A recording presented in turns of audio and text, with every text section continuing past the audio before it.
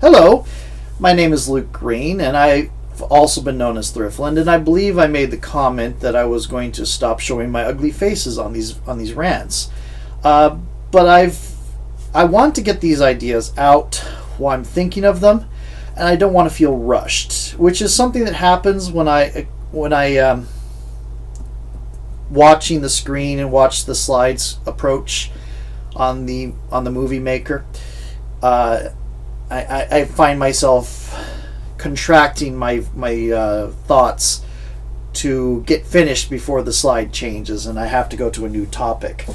In any case, I have just watched Matt Colville's video about fantasy versus fiction, where he was comparing the differences between the game in Critical Role by Matt Mercer and the game he runs for himself. And I will try to remember to link that particular video in the comments so you can watch it yourself. For some background, and you might know this already, or this might be the first video of mine you watch. For some background, I am a full-time teacher. I do self-publishing, both fiction and role-playing games, as a hobby. I consider it a hobby because I don't make enough money to live off of it. Most of my free time, in some form or fashion, goes towards my self-publishing things. At the moment, I do a couple of other things on the side. I've been doing some Let's Plays and such like that. But most of my effort outside of my teaching job goes into my self-publishing. In any case, it occurs to me that different stories, depending on the campaign, I've run both kinds of stories he talks about. I have said in other rants, typed out ones, that I look at character sheets as a roadmap.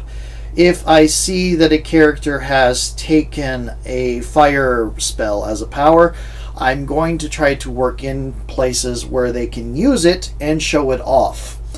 I will also try to work into places where that fire spell doesn't help them and may even work against them. Because to my mind, you are in the spotlight when you struggle, and you are in the spotlight when you excel, and done right, when you're in the spotlight, you're having fun. So finding places for people to struggle and finding places for people to excel is part of what I think is the job as a dungeon master. You have to sort of pass that spotlight around between the other players, of course. So I look at that character sheet and the backstories to find places that they would enjoy a struggle, or they would enjoy showing off. And this is part of what this is kind of a sideline to what he's talking about, where he's talking about whole campaign creation. Now, I am currently running a Princes of the Apocalypse campaign set in Faerun. I'm doing some rather heavy side missions to it because the players have indicated they want to get to a higher level than the campaign is set for, because they want to try out some of the capstones for their different classes and archetypes. And so I'm using that chance to put in some ideas on that. One of the characters asked me to basically put in a thing where I don't think I want to talk about, because while he knows about it, the other players don't necessarily. I will say it's characteristic of his stories and other games, so they probably know what's going to happen, but they probably won't be too surprised because it's something that happens to them fairly often in a lot of the different games. But I won't talk about it in any case. And of course, I'm using a published adventure, The Princes of the Apocalypse, so there are certain aspects of the setting that are hard set and do occur.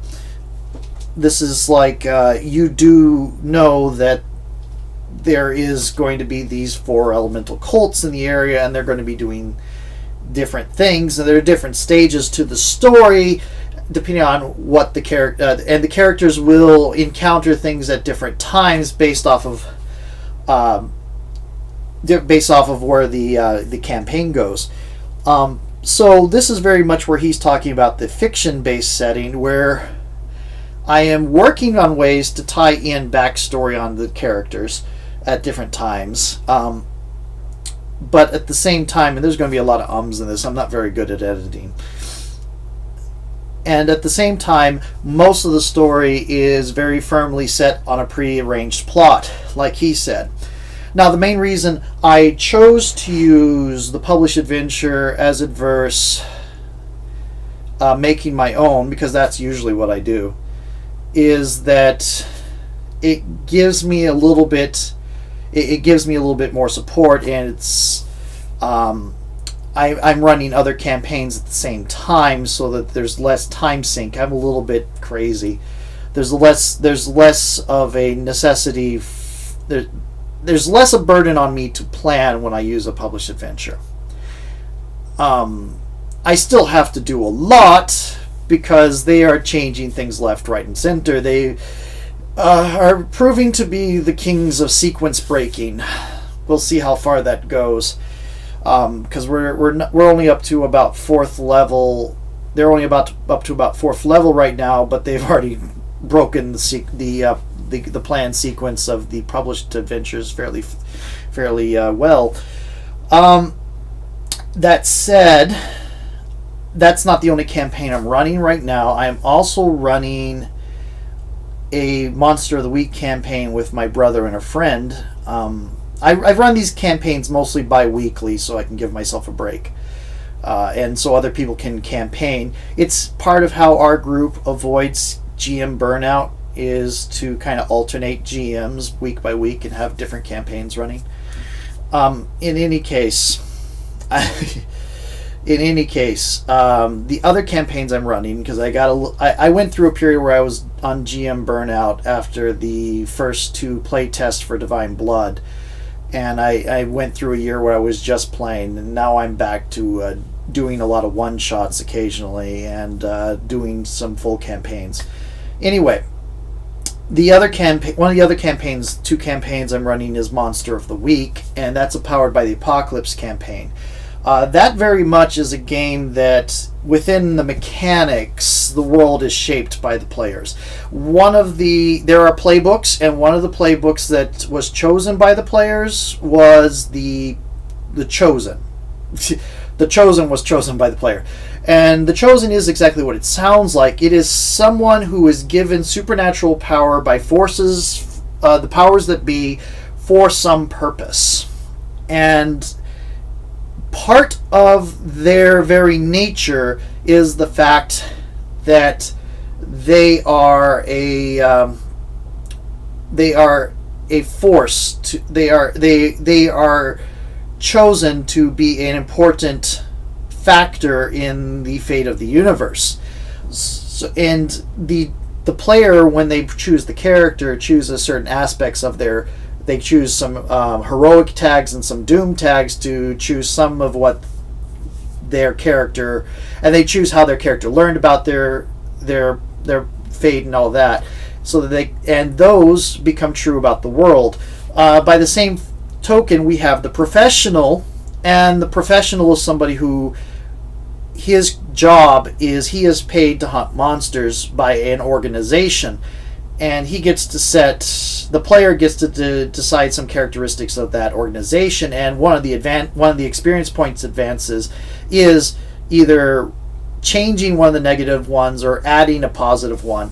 So their organization has official backing, it has good intel, rigorous training, but its bad sides are that it has interdepartmental rivalry, and it does cryptic missions. They're not always told the reason why they are sent out somewhere. And their science division doesn't get along with their magic division. Okay. And then, of course, the third character, and there are 2 players, but there's a third character, because one of the advances is you start a second character. And one of the characters has a team of followers that he also uses as an extension of his character. Monster of the Week is a very interesting system. And I like follower-based characters, so I don't particularly care. The last one is an exile who is somebody who came from the past and is now in the modern thing, sort of like Ichabod Crane in the Sleepy Hollow TV show. And of course, when that character was made, she was chasing a nemesis into the modern time, and that nemesis has become one of the major villains. They haven't actually met face to face yet, but has become one of the major villains of the campaign.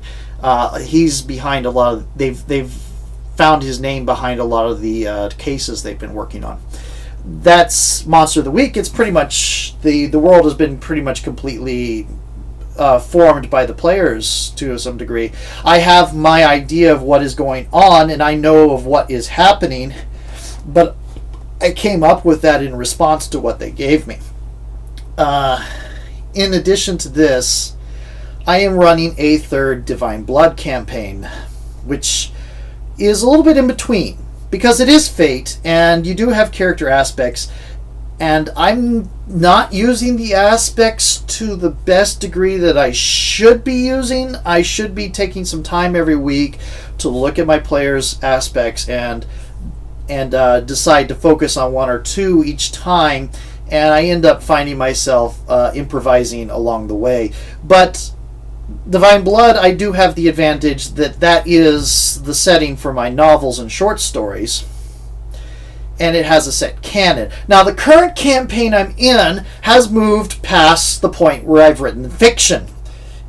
The world is in the process of being of chaos right now, which the fiction hasn't quite gotten to the tipping point yet.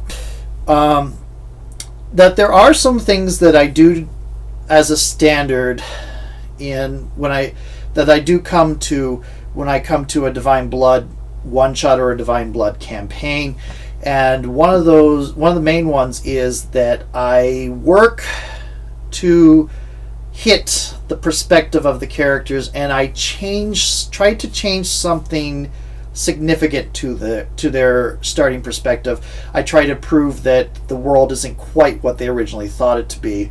I also do a little bit of a tie-in to the novels, where the most recent one, they met some of and my play testers are people that read my stories for the most part, so some of them know more about it than others, and some of them geek out about it, which is kind of cool. But anyway, I have that world that's going on in separation from the players, where there are events I know that they don't have influence on that are going to happen regardless of what they do. On the same thing, every once in a while I put in a little note in the official game books or the novels. I don't think I've made a reference in the fiction yet to any of the playtest campaigns. I've made a reference to one of the one-shots I do on different conventions, which is the rescuing Amaterasu from the earthquake.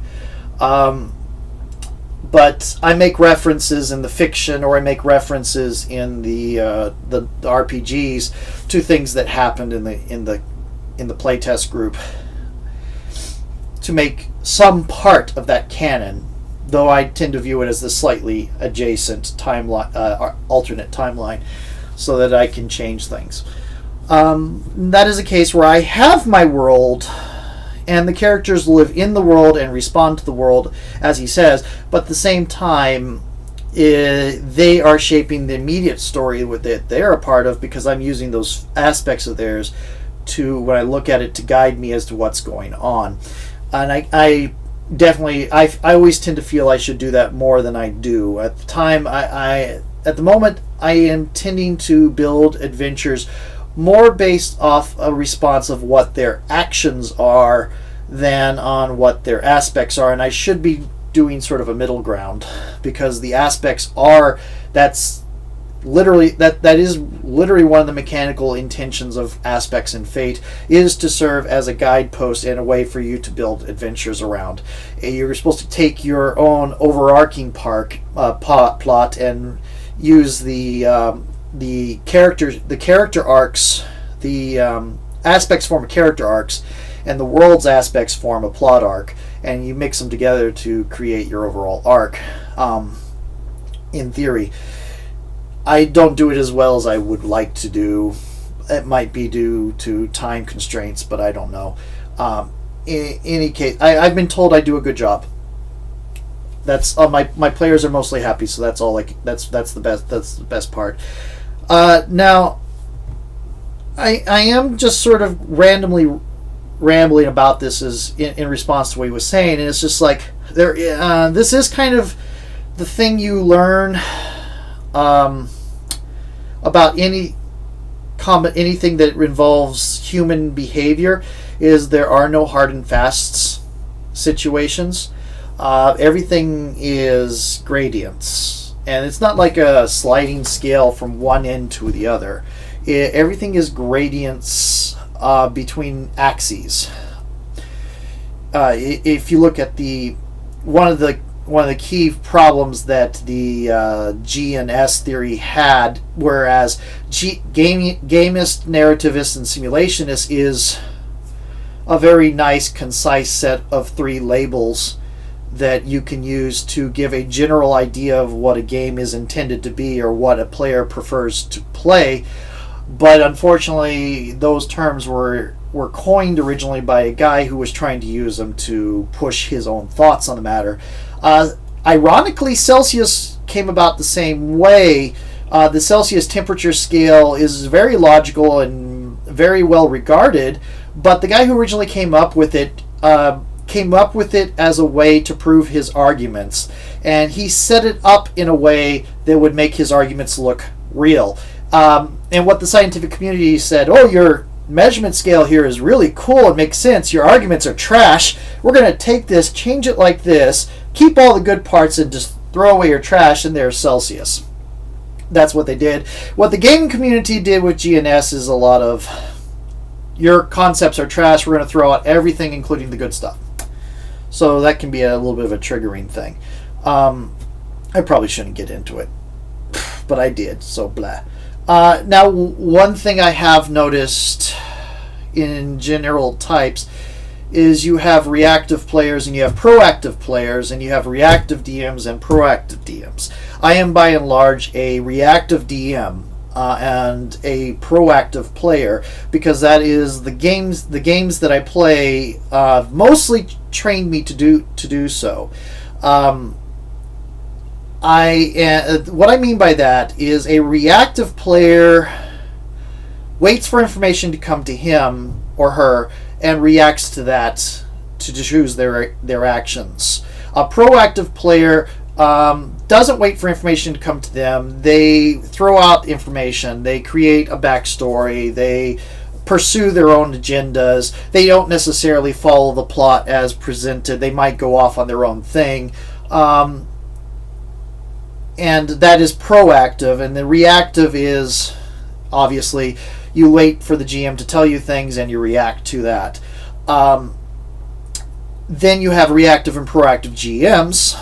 A reactive GM watches to see what the players do and reacts to that by coming up with what kind of obstacles will be in their way when they do this and putting that in their position.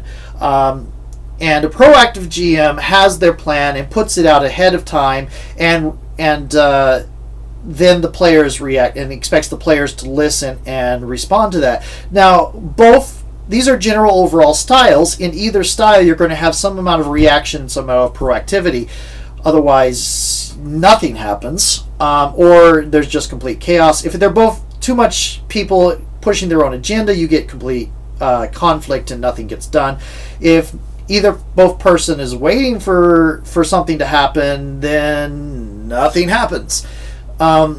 And that is something I found when I have a reactive player in my reactive GMing style, is I wait for her to give me a story idea so I can hook her in and give her something to do, and then she's not comfortable doing that and is waiting for me to give her information.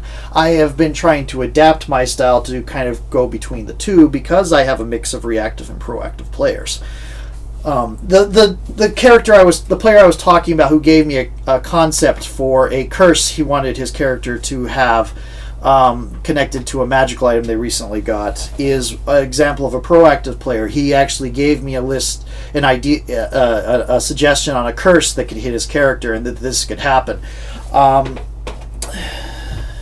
Then you get the mixes where somebody has a trinket from the random 100 trinkets sheet in the player's handbook, and they kind of want to see a storyline that goes along with that trinket, and that's a little bit proactive, but it puts a lot of the burden on me to actually build the story. So I have to be proactive and provide a story to it and connect it to them. And I actually do have an idea.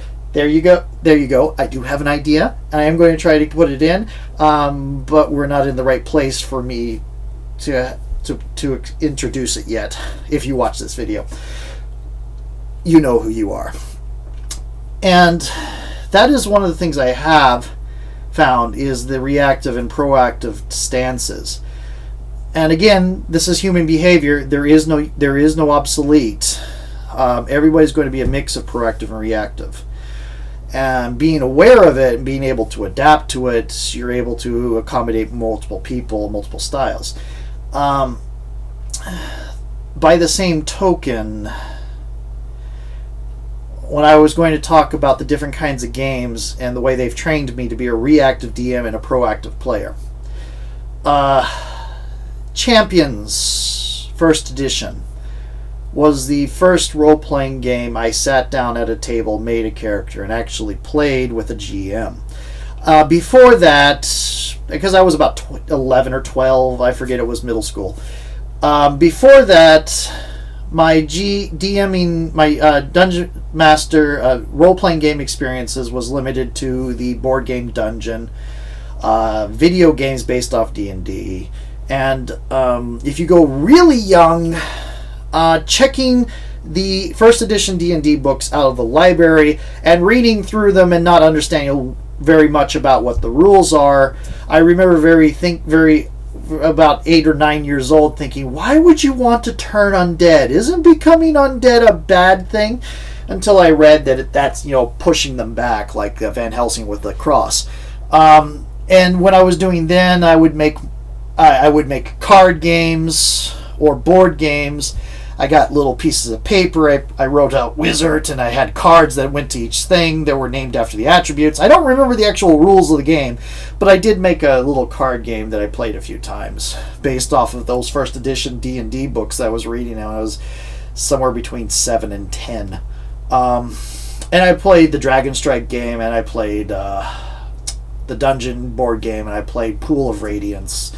I played all the Gold Box games, mostly. Stuff like that. But the first role-playing game that I actually sat down and played was Champions, and I played a lot of Champions after that. And Champions is one of the first point-buy games, if not the first point-buy game. And one of the things that Champions does is allows you to buy weaknesses. And to get yourself more point. The idea is one of the ideas a lot of people think is you buy disadvantages to get more points, and it's not actually the case. It's that your standard is you have this many points, and you need this many disadvantages to go with it. You're not supposed to go over that. Well, if you can go over, get extra disadvantages, but they don't actually give you any extra points. It's just flavor at that point. And I found quite quickly that some of the most fun aspects of characters were in those disadvantages rather than in the powers or skills. The powers and skills were important. You had to build a mechanically viable character, or else you would feel frustrated and never get anything done. But the weaknesses, the disadvantages, where you got psychological limitations, where you got things like honorable, where you got enemies that would hunt you down and try to get in the way. That's where you had your DNPC, your dependent non-player character, who was a girlfriend or a sister or a father or a boss or something. This is where you got a a look to your character that might cause people to react to you poorly, or might cause people to come after you and try to get your autograph or whatever because you're a famous person. And this is where you had secret IDs. This is where a lot of the meat of the story was in the disadvantages. And that's what a lot of people who don't play the point-buy games don't understand.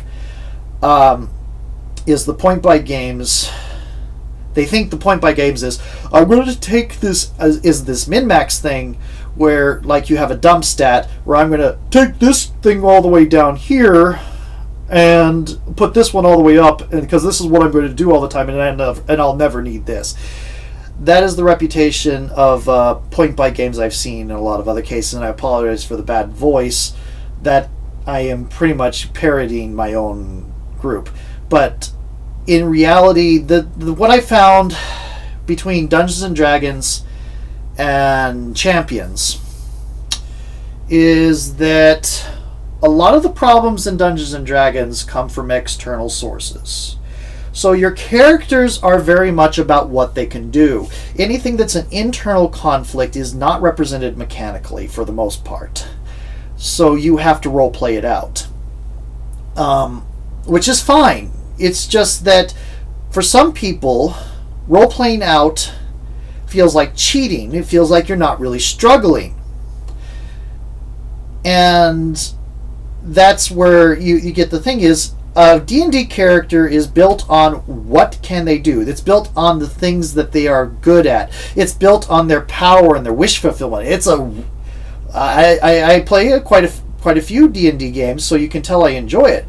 Champions, on the other hand, is your characters do have the what they can do, but a lot of the focus of the characters in Champions and other such games is on the obstacles they have to overcome. When you are building your character in Champions, you are building your obstacles. You are building the obstacles you want to deal with. You are building your story arc that you want to... Because you could just... Some people I know just pick whatever gives them enough points, and then they build their powers.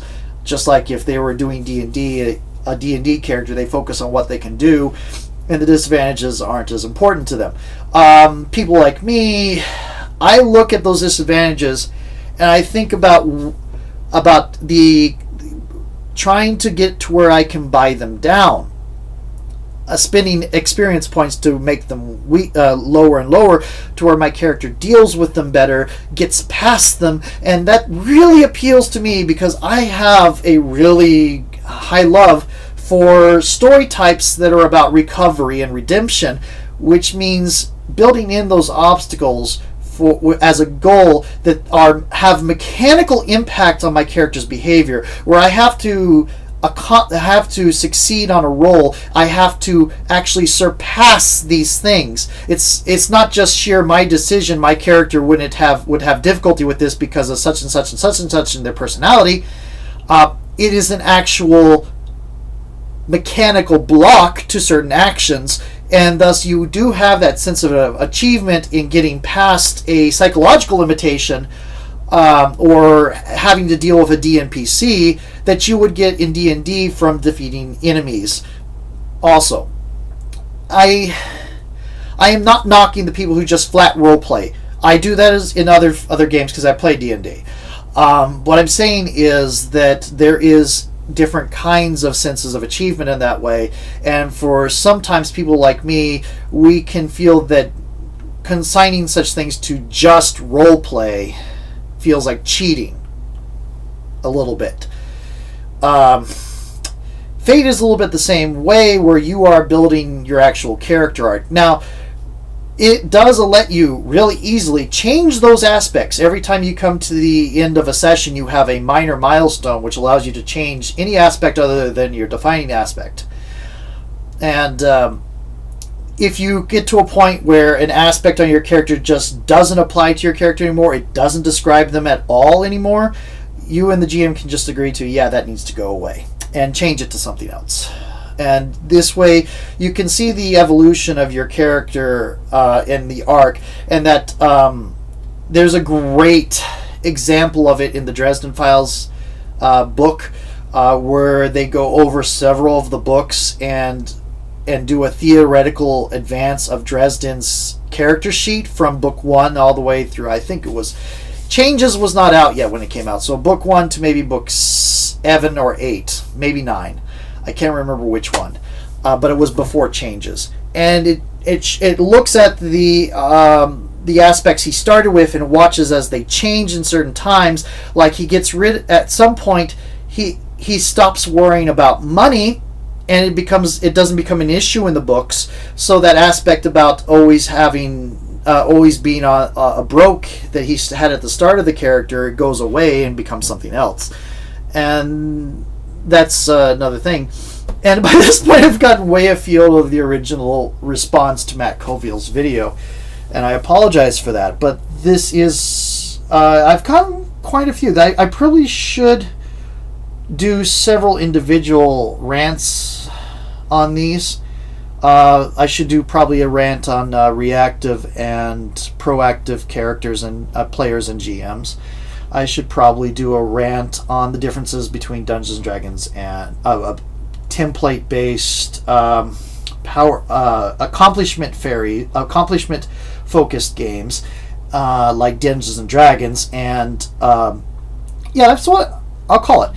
Accomplishment focused games like Dungeons and Dragons versus obstacle focused games like Champions, and by that I mean within the character, or that doesn't really make sense because I'm talking about character building. So here we go. Capability based games like Dungeons and Dragons versus obstacle based games like Champions or Fate. And Fate isn't really an obstacle based game, it's more of a story based game. It's a mix of obstacle and capability. And I should probably do some other such things. So there's probably a couple of different videos on this. This is just me being a general reaction because Matt Colville asked, out of curiosity, what kind of games we play.